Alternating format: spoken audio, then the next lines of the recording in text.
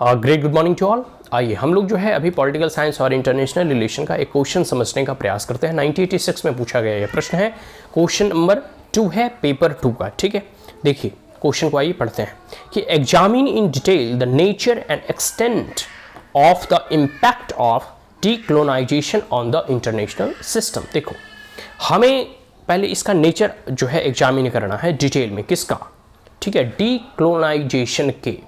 मतलब देखो एक तो उपनिवेशवाद हुआ था, जब लोग कह सकते हो कि यूरोपियन नेशन वगैरह जो है दूसरे देशों को जो है अपना गुलाम बना रहे थे, तो धीरे धीरे लोगों ने संघर्ष छोड़ा उसमें। जैसे आप उदाहरण भारत का ही ले सकते हैं कि कैसे भारत में इतने लंबे संघर्ष के बाद भारत ने आज़ादी पाई है।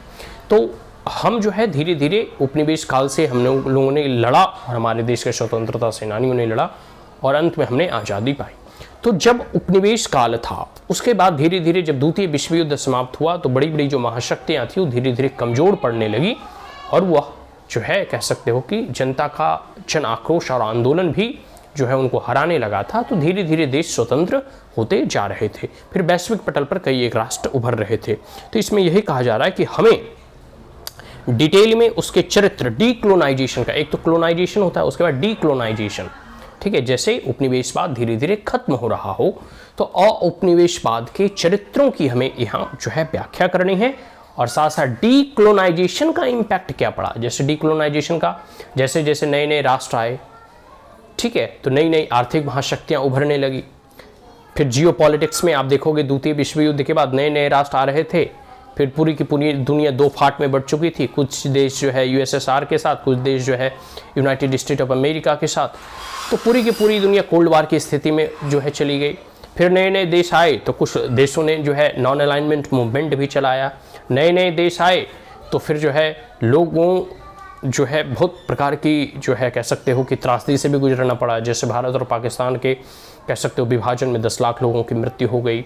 लोगों के सामने भूखमरी की समस्या थी, लोगों के सामने रोजगार की समस्या थी, बहुत सारे ऐसे प्रॉब्लम्स थे जो नए नए इमर्जिंग नेशन जो है फेस कर रहे थे। तो डिकोलोनाइजेशन के इम्पैक्ट जो है आप इससे लिख सकते हो, ठीक है। और अंतर्राष्ट्रीय संबंध में इसके क्या प्रभाव पड़े, इंटरनेशनल रिलेशन में कैसे इसके प्रभाव पड़े, किस प्रकार एक देश दूसरे देशों को जो है अपने पाले में करने का प्रयास कर रहा था ड्यूरिंग कोल्ड वॉर, ठीक है। तो ये सब सारी चीज़ें आप लिखोगे, ठीक है। अब हम जो है नेक्स्ट क्वेश्चन को एक बार हम जो इसे इस वीडियो को समअप करने से पहले इस क्वेश्चन को हम फिर से आपके समक्ष जो है पढ़कर आपको बताते हैं कि जैसे examine in detail the nature and extent of the impact of decolonisation on the international system. अंतर्राष्ट्रीय सिस्टम के ऊपर, अंतर्राष्ट्रीय संबंधों के ऊपर डीकोलोनाइजेशन का क्या इम्पैक्ट पड़ा था और साथ साथ इसके चरित्र का भी हमें व्याख्या करनी है। बात समझ में आ गई? तो ये क्वेश्चन हो गया। अब हम लोग नेक्स्ट वीडियो में नेक्स्ट क्वेश्चन समझने का प्रयास करेंगे। That's all.